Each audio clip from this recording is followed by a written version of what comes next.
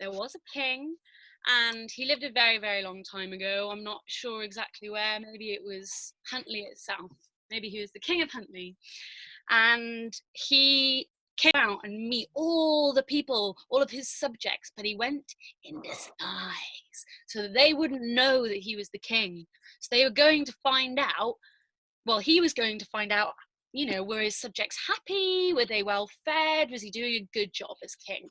So he had been wandering the town, and it was a Sunday evening, and everyone was inside their houses. He wasn't really learning very much, so he kind of just knocked on one of the houses. They opened up the door, and he goes, "Oh, hello, I'm just a weary traveller. No one special at all, but I do wonder if I could come in. I've not eaten all day. I'm quite hungry." And they say, of course, come on in. We're just about to eat. We haven't got much, but what we have, we're happy to share.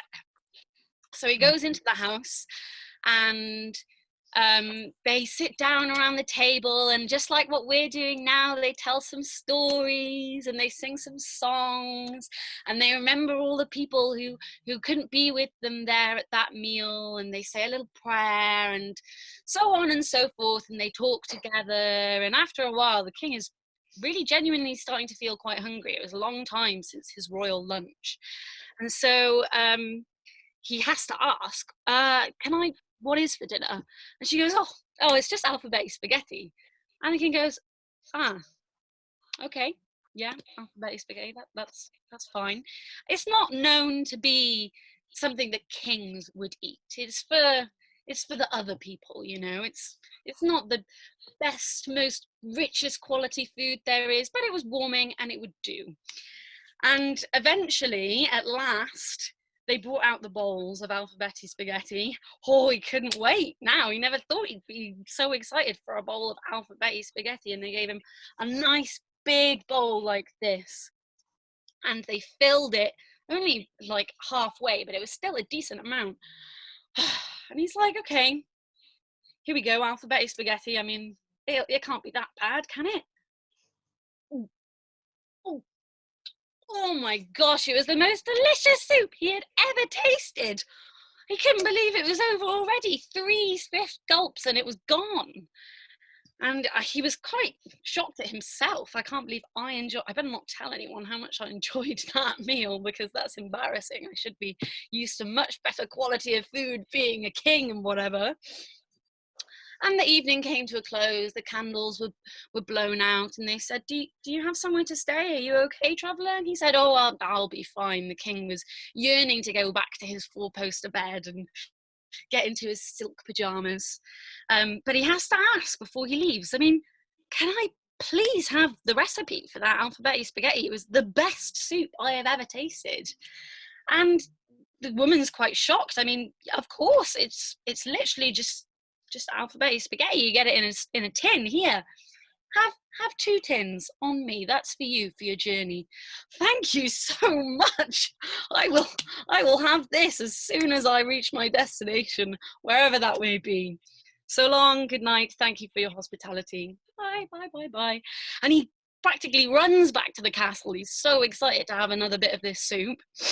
And he gets in, he gives it to his chef. He says, put that on for me right now. I want some for my breakfast. I want some for my lunch tomorrow. I want some for my dinner. I want you to ring this Heinz company, make sure it's the right recipe that's on the tin, and that's all we're going to eat in the palace from now on. The chef, he's a little bit taken aback, a little bit insulted. He thought he'd put a lot more love and care into his soups than he made the king, but whatever, what the king wants, the king shall get. The soup comes, it's not green, but it doesn't matter. It's going to taste the same as it did before, so he has a gulp. This is disgusting soup. What have you given me, chef? He said, I swear, your highness, this is what you gave me. This is the tin. No, this isn't. This is not what I ate earlier this evening. I'll have you to give me exactly what is in the tin, to check the recipe 3 times, and I'll have it for breakfast. Good night. And he goes, huffs, slams the door, gets into bed. He can barely sleep that night. He's so agitated that the soup did not taste the same as it did at his guest's house earlier that evening. But he wakes up in the morning, he's forgotten all of that. He cannot wait for his breakfast.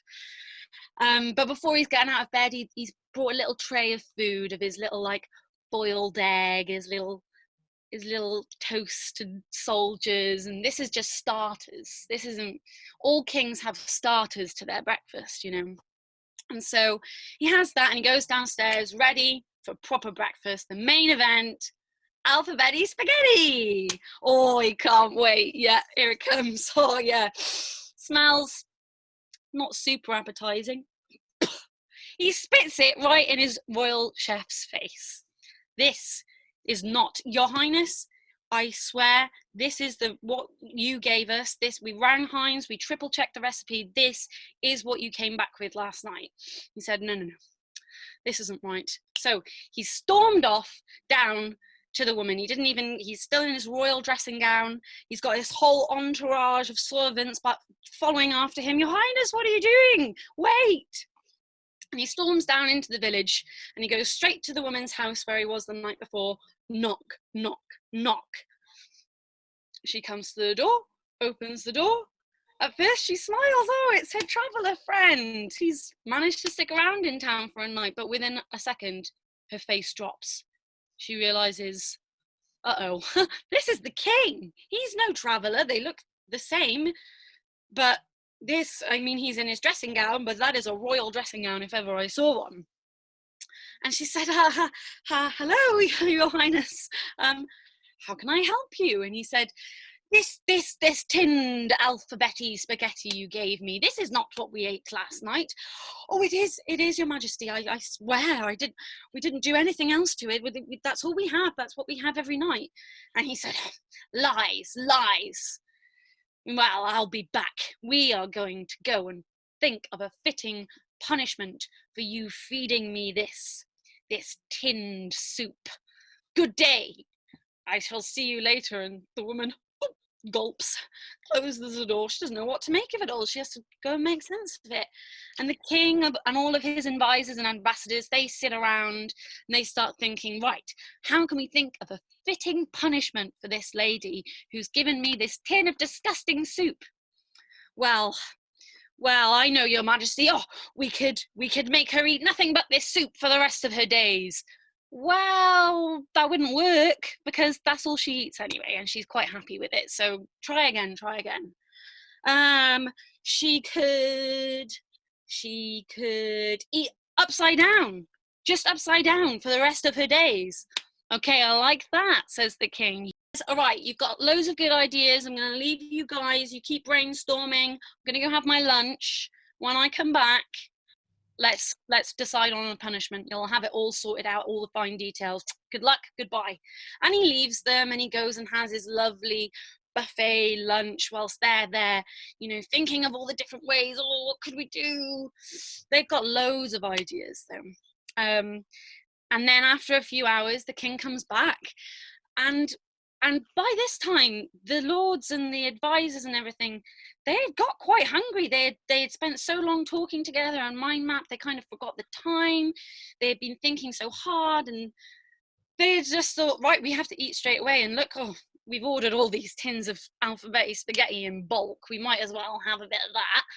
So they heated some up just before the king knocked on the door, had a gulp. It was delicious. So they were like, problem solved. This must be, it is the soup. That tin that he had for breakfast, that was just one wrong tin.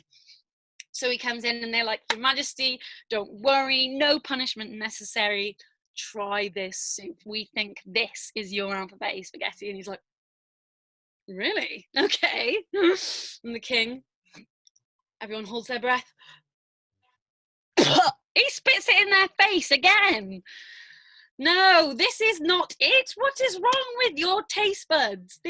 You are used to eating the royal food of my court, and you think this is good soup.